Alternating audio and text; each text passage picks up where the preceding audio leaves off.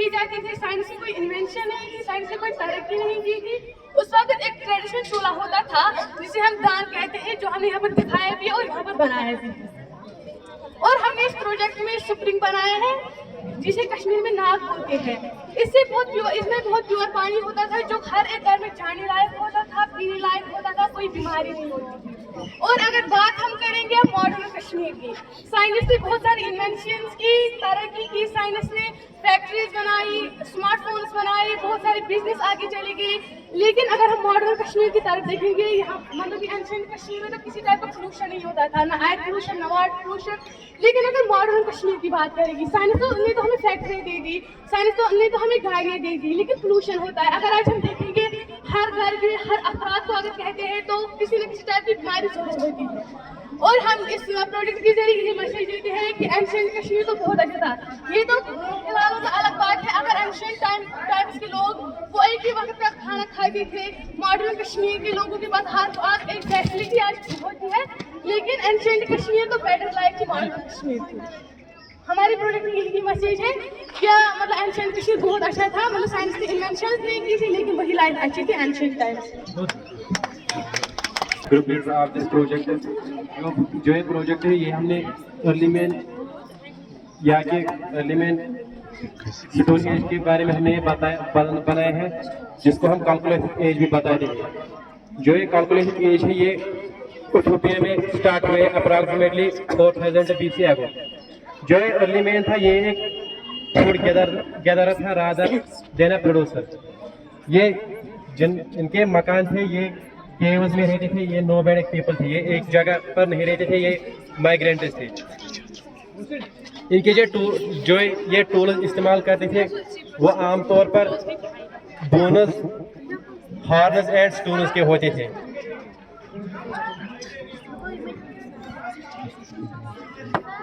Sir इनके पास जो tools थे वो स्टोन्स के टूल्स होते थे, हंटिंग करते थे। पकाते कैसे थे? सर पकाते थे ये सर पत्थर से आग जलाते थे और ये लकड़ी पे फिर पकाते थे।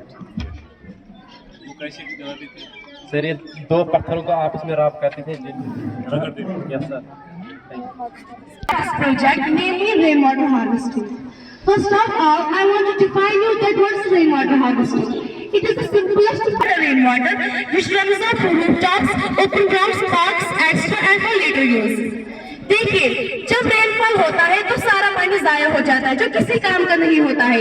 इसके बरकस अगर हम इस टेक्निक को अपने घरों में अपनाएंगे, एक तो इससे वाटर कंजर्वेशन भी होगा, दूसरा हम इसे एज इरिगेशन पर्पस के लिए भी यूज कर सकते हैं, तीसरा हम इसे एज ड्रिंकिंग पर्पस के लिए भी यूज कर सकते हैं, क्योंकि इस टैंक में एक टैंक लगी हुई है जिसे फिल्ट्रेशन टैंक कहते हैं। तो फिल्ट्रेट किया गया पानी हम अपने घरों में अच्छे से इस्तेमाल कर सकते हैं। मेरी सजेशन ज्यादातर फार्मर्स के लिए ये सजेस्ट करता है ज्यादा फार्मर्स को, क्योंकि अगर वो इस टेक्निक को अपने घरों में अपनाएंगे तो वो अच्छे से अपने खेतों का ख्याल रख सकते हैं, तो उन्हें कभी कोई कमी नहीं होगी पानी। घर में आजकल हम जैसे आपने प्रोजेक्ट बनाया, ठीक है, घर में मुझे बता कहाँ पे इस्तेमाल होता है या इसकी एप्लीकेशन कहाँ पे करूँ? घर का जज कराने ये न्यू प्रोडक्ट आपने बनाया? नहीं, ये होना चाहिए, ये होना चाहिए। घर पाई दिवान सी भाषा बताऊंगा आपको। अच्छा तक इसमें नहर लागान से इनको कांसेप्ट है ताकि उस पर नहर में से आप करो कोई में जमा रिजर्वेशन दे ठीक है ना, वो इसका बड़ा मकसद है, वो भी है। लेकिन अब कोई करता है तो लेकिन मैं उसका वही मकसद है, ठीक है ना। या हम ड्रेनेज सिस्टम भी बनाते हैं, वो भी ये भी सेम है। रिजर्वेशन टैंक भी रख सकते हैं, इससे पाइप एक अपने खेतों में लगा सकते हैं। Discuss about this model which on pesticides. Firstly, हमें ये पता होना चाहिए कि what are pesticides. वो केमिकल्स जो हम हार्मफुल पेस्ट्स को किल करने के लिए यूज करते हैं उसे पेस्टिसाइड्स बोलते हैं। हमें पेस्टिसाइड्स कहाँ पर यूज करते हैं? हमें अपने फार्म्स या क्रॉप फील्ड्स में इस्तेमाल करते हैं जो उन पेस्ट्स को किल करने के लिए जो हमारी क्रॉप्स को डिस्ट्रॉय करता है।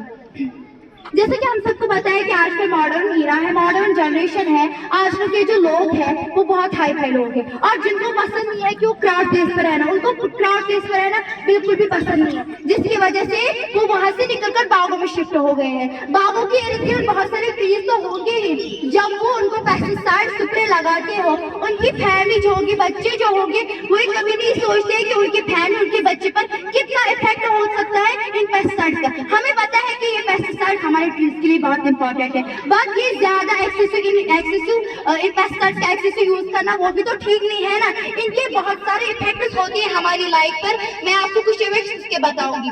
फर्स्ट इसके इफेक्ट ये है, जब ये पेस्टिसाइड स्प्रे लैंड में गिर जाता है, जो लैंड में माइक्रो ऑर्गेनिजम्स होते हैं जो लैंड की फर्टिलिटी बनाए रखते हैं वो किल हो जाते हैं। जब लैंड की फर्टिलिटी नहीं रहेगी तो प्लांट्स भी नहीं ग्रो करेंगे। और सेकंड इफेक्ट ये है, जब ये पेस्टिसाइड स्प्रे वाटर में चला जाता है, जो वाटर बॉडीज होगी वो भी खत्म हो जाएंगी। फॉर एग्जाम्पल अगर ये फिश के अंदर चल गई ये पेस्टिसाइड वाटर, तो जब अगर हम इस फिश को खाएंगे तो हमारी हेल्थ कितनी बिगड़ सकती है ये हम सोच भी नहीं सकते। और इसका एक और इफेक्ट है, ये पेस्टिसाइड स्प्रे है ये हवा को भी नहीं छोड़ता है, इसलिए टिनी पार्टिकल्स इस हवा में चले जाते हैं। हम इस हवा को पिएंगे ना, फिर हमारा जो रेस्पिरेटरी सिस्टम, नर्वस सिस्टम और बाकी जो हमारे मतलब ऑर्गन्स होंगे वो डैमेज हो सकते हैं। आप ऑर्गेनिक पेस्टिसाइड यूज कर सकते हैं, और आप ऐसे आजकल जो ये पेस्टिसाइड आ रहे हैं वो बहुत हार्मफुल आ रहे हैं, आप ऑर्गेनिक पेस्टिसाइड यूज करें। Now I would like to call my team member Sohana Ray, she will continue to talk. To tell you effects of pesticides and caution or prevention. जब हम अपने फील्ड्स या फिर अपने गार्डन्स में pesticide use करते हैं एंड दैट जो उसका एक्सेसिव यूज होता है वो वाटर के साथ मिल जाता है, जिससे वाटर बॉडीज पर भी असर होता है as well as human beings पर भी असर होता है। इससे हवा पर भी असर होता है, वाटर पर भी असर होता है एंड जमीन पर भी असर होता है। अब बात आती है कि अगर ये पेस्टिसाइड लगाना जरूरी हो तो इसके लिए कुछ कॉशंस है। पहले हम जब पेस्टिसाइड लगाते हैं हम कोई यूनिफॉर्म नहीं पहनते हैं। हम जब पेस्टिसाइड लगाएंगे पहले हमें यूनिफॉर्म पहनिए, पूरी यूनिफॉर्म पहनी है। हमें सीधी ही पेस्टिसाइड नहीं लगाना है, पहले हमें अपने आंखों को ढकना है, सेकंड वन हमें पूरी बॉडी को ढकना है। अगर हम अपने आंखों को नहीं ढकेंगे तो आई इरिटेशन हो जाती है, एंड अगर हम अपने बॉडी को नहीं ढकेंगे तो स्किन डिजीजेस हो जाती है। एंड इसे हमें छोटे बच्चों से भी ज्यादा दूर रखना है क्योंकि ये छोटे बच्चों पर ज्यादा असर करता है। इसे हमें सेफर प्लेस पे रखना है।